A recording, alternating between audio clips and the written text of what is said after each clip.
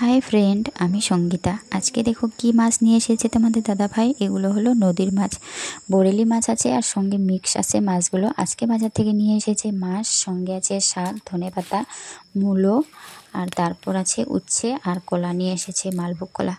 আর এখানে দেখো সুন্দর করে আমি মাছগুলো কেটে নেব এখন।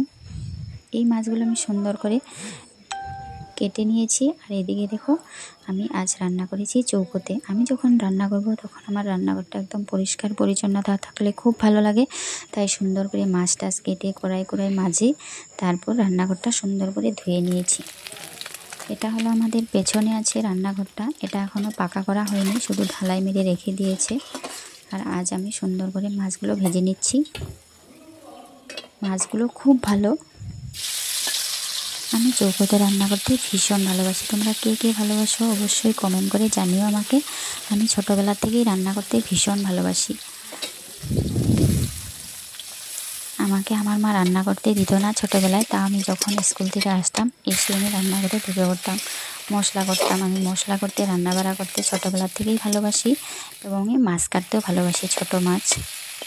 এদিকে দেখো মাছ শাকটা তো হয়ে গিয়েছে, একদম সুন্দর করে মজে গিয়েছে শাকটা, শাক হয়ে গিয়েছে। এদিকে মাছও ভেজে নিয়েছি। আর এদিকে দেখো মশলাও করছি, উচ্ছে আলুটা ভেজে নিচ্ছি।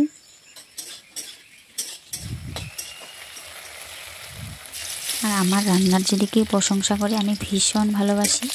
আর ছোটোবেলা থেকেই যখন একটু রান্নাবান্না একটু খারাপ হতো তবুও আমার মা, দাদা, দিদি সবাই আমার প্রশংসা করতো, তাহলে আমি ভীষণ ভালোবাসি। দেখো সুন্দর করে জিরে, মরিচ আর একটুখানি পেঁয়াজ বেটে নিয়েছি, তারপর পেঁয়াজ সম্বাস দিয়ে দিয়েছি মাছের চচ্চড়ির জন্য।